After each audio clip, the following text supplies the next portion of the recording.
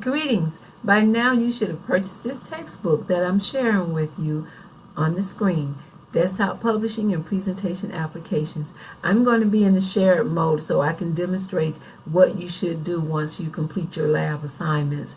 Now that you have your textbook, you want to make sure you follow the steps in the textbook and read those pages prior to completing the labs.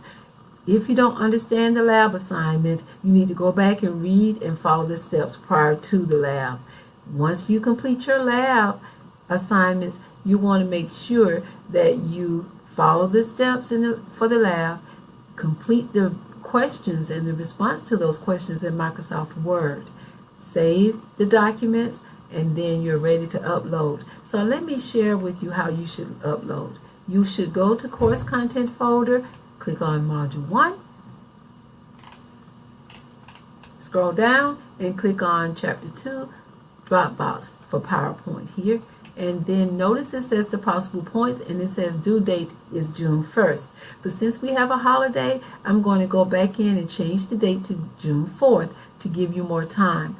I'm going to scroll down and click on Browse My Computer. That's where you're going to locate your files that you have saved. Don't forget that you have PowerPoint labs for lab 1, 2, and 3, and you have the Microsoft Word response to those questions at the end of each lab.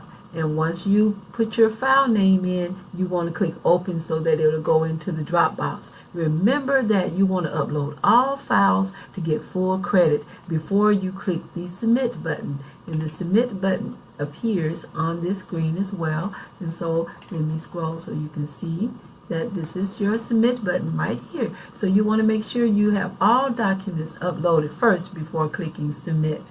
I hope that I was able to clarify everything for you. If you have any questions, please post your questions in the question and answer Dropbox in the discussion area so that others who may have questions can also view my response to you. And also send me an email that you have a question in the discussion area.